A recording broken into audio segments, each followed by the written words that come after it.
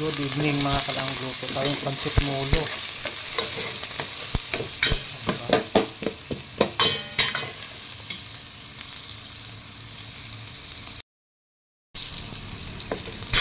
Luto po tayo ng pancit molo mga kalangga. Yun o. Kadami natin yung sibuyas, bawang. Yung lagay po natin is yung isda. O diba? Isda lang tayo mga kalangga, mga kababayan. Mas malasa po ito.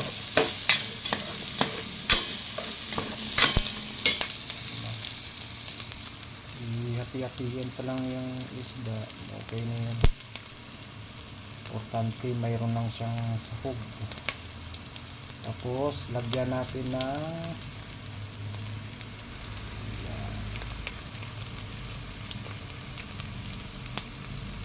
ng itlog.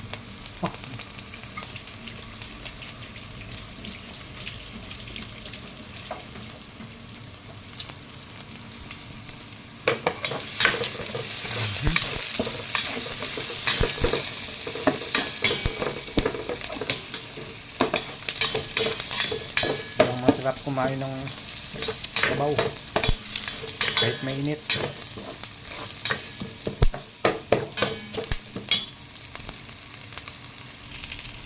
Yun, konti lang po yung kuha natin. Isang pack lang yung lutuin natin. Sayaw-sayaw yung lutuan natin. Yun, isda po. Galunggong po yan. Yan, hinati-hati ko lang mga kalangga, mga kababayan. Diba? Ang sarap kasi kumain ng may sabaw. So, yan.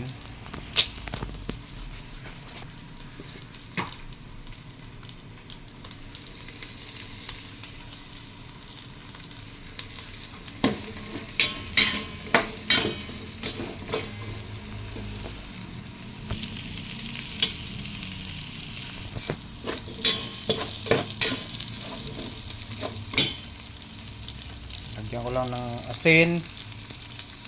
Mamaya na yung tuyo. Konti lang para hindi kuhan. So, ilagay ko na dito. Yan. Hindi ko na pinakulo. Yan nalang kusang kumulo. O parang dugo. Paggalit kumulo. O di ba?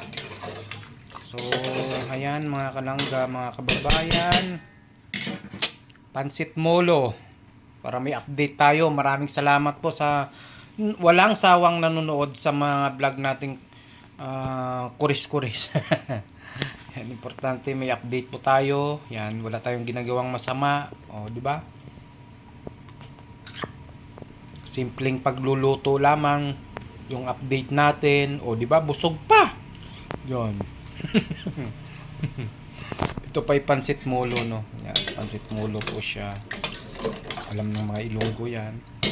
Malasa ito mga kalangga, no? Ayaw ko lagyan ng gatas para mas labas yung aroma niya po pagka natural or isda lang yung sahog. So ito na po siya mga kalangga. Yan, wala tayong ganong sahog, no? Ayaw ko lang lagyan ng gatas. Mga isda lang po yan. Nakulo-kulo na po, no? Yung parang dugo. Pero yung kulo hindi nakakapinsala, masarap na kulo, o di ba? Nakakabusog. Yan. Sana hindi mapanis. Ayaw ko na lagyan ng itlog. Pwede rin naman. Panggulay na lang sa itlog, no? May tilapia pa nga tayo doon. Lagay na natin. Yan. Lagay na natin yung pancit molo mga kalangga, mga kababayan. Hindi naman yan dumi yung sa kwan, ha. Hindi dagta po yan. Dito lang po, ha.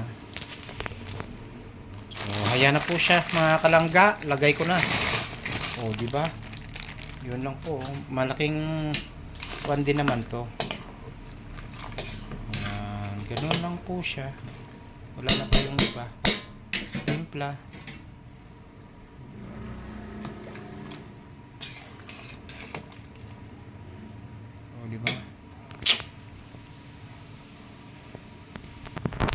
So, ayun po mga kalangga. Oh. Lagay na natin yung siling mahaba. Yan. Ito ay natural na pagluto, no? Masarap din naman pag pansit mulo, manok, may gatas. Yun. Ito lang yung mga traditional dun sa probinsya, lalo na sa yun, sa mga bukid-bukid. Yan.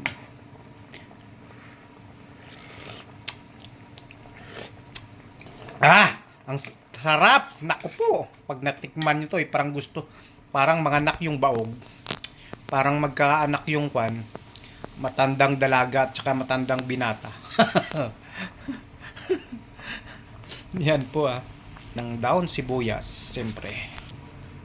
So, ayun na po siya mga kalangga. Oh. Diba? So, ilagay na natin ang napakaraming daon ng sibuyas. Yan. Masarap po yan, mabango, mas malasa. Oh. Kaway-kaway sa mga Ilonggo. Ilonggo knows best. Oh. Ilonggo's best. Yan. So, yan po. Tayo lang naman kumakain nito mga kalangga, mga kababayan. Sa factory, yun, pagka humingi. So, ayun po, di ba? Masarap ang lasa. Oh. Grabe.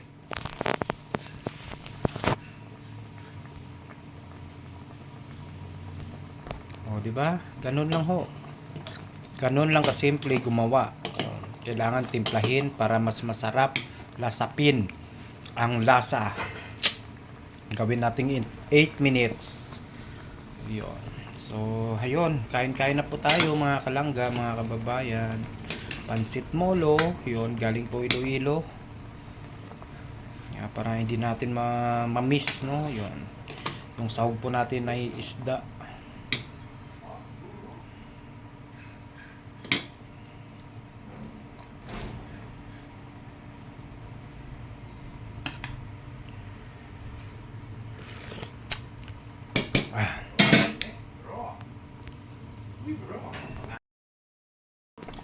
So, ito na siya mga kalangga, mga kababayan. O, di ba? Kumukulo na, oh. Sarap, oh. Yan. Isda lang nilagay po natin. O, di ba? Tikman natin. Tayo lang naman kumakain yan sa factory pag nagustuhan. Ang sarap. Parang mga anak yung matandang binata at saka matandang dalaga. So, ayun, kain-kain na po tayo mga kalangga, mga kababayan. O, di ba? Matutuyuan po ito. So, maraming salamat po. At kain-kain na tayo. O, para may update po tayo. Thank you sa panonood, sa update po natin. Sa yun, tanging ito lang ma-update natin, no. Yun, luto-luto. Okay lang po 'yan kung may lutuin. Pag wala, edi thank you. Yan. Thank you po. Bye-bye. Ingat po tayong lahat. God bless. Good morning mga kalangga. Yun, oh, daming tambis. Grabe.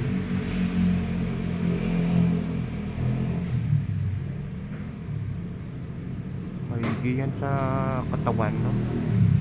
Gamot yan.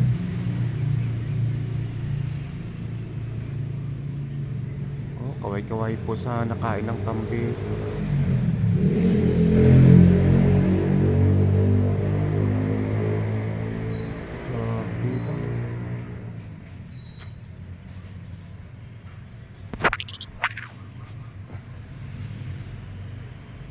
Oh, mula puno hanggang kwan, no?